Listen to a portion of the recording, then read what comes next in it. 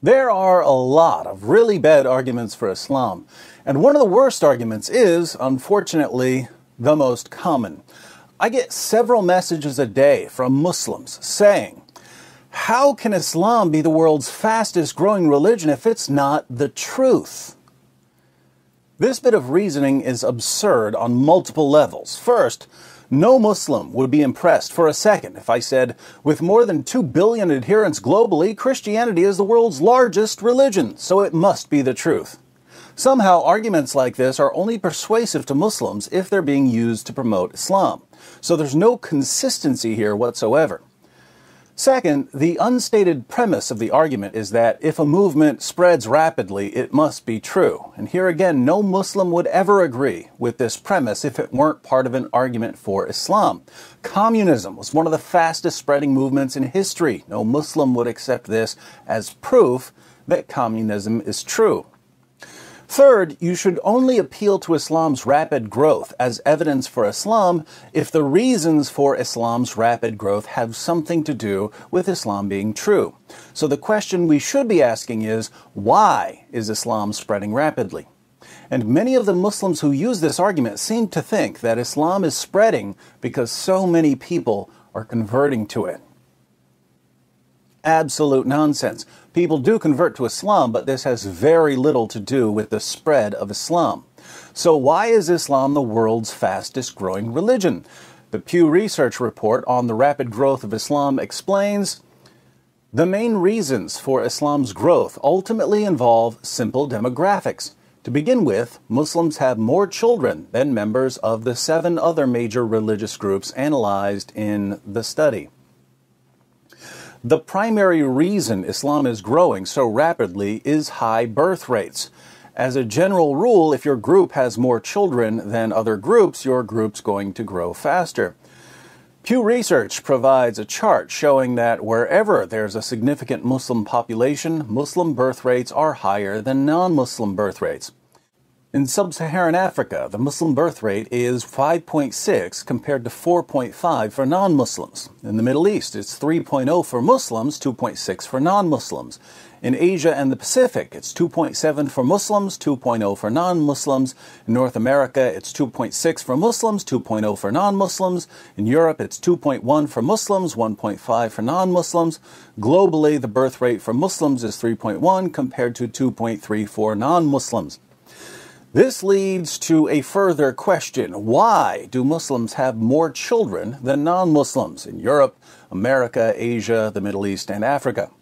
Well, the higher birth rates are connected to Islam's impact on women. In 2009, the Organization for Economic Cooperation and Development released a report on gender equality and social institutions. They rated countries around the world based on the opportunities women have for education or employment, laws to protect women from physical violence, the percentage of women who are married and or divorced by age 16, and so on. And they found that 11 of the 12 countries with the highest levels of discrimination against women were Muslim-majority countries. A similar study in 2014 conducted by the World Economic Forum using their own criteria concluded that 19 of the 20 worst countries in the world in terms of the gender gap between men and women were Muslim-majority countries. How is this relevant? Well, when women have fewer opportunities in life, they tend to start having children at a younger age. Fewer girls go to school, fewer go to college, there aren't many careers available to them, their parents marry them off at a younger age. Instead of starting a family in their 20s, they start a family in their early teens, and birth rates go up. So Muslims are simply having more babies than non-Muslims, and this is because Islam radically reduces opportunities for women. But there's more to the story. Pew Research notes that apostasy, leaving one's religion, isn't as common among Muslims as it is among non-Muslims. The report says, meanwhile, religious switching, which is expected to hinder the growth of some other religious groups, is not expected to have a negative net impact on Muslims. Why are Muslims less inclined to switch religions?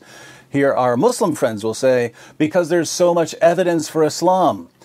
Wrong. Most Muslims can't give you anything remotely resembling a good argument for Islam, so evidence has little to do with this.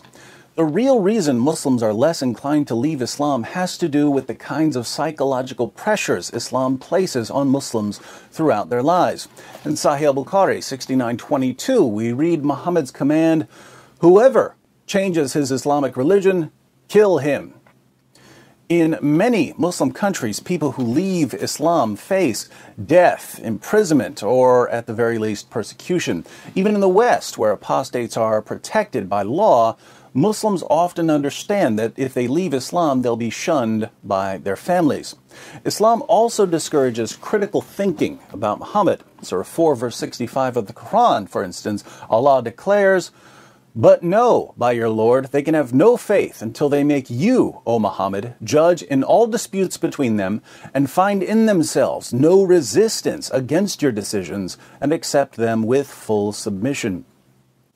If you find in yourself any resistance against Muhammad's decisions, the Quran says you're not a real Muslim. Verses like this have led to generations of Muslims who are terrified of questioning anything Muhammad said. And the result of the suppression of critical thought is that many Muslims regard any argument for Islam, even an argument like Islam is growing so fast it must be true, as entirely persuasive. So Muslims are trained and pressured throughout their lives not to think critically about Islam, and they know that there are severe repercussions for leaving Islam. Apart from this, Muslims are generally more sheltered from criticism than non-Muslims are. In Muslim countries, criticism of Islam is not tolerated and may be met with legal punishments or mob violence.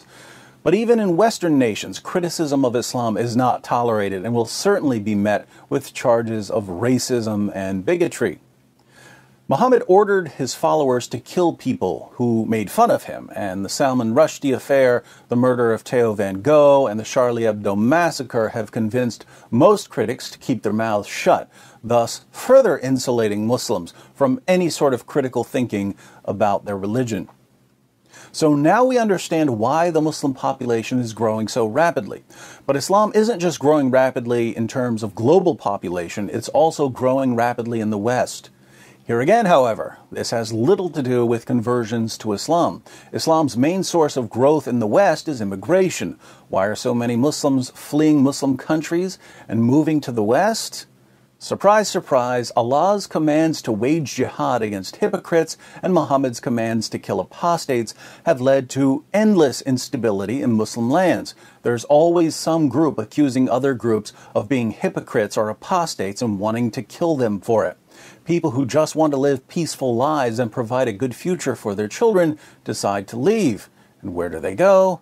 They head west in massive numbers.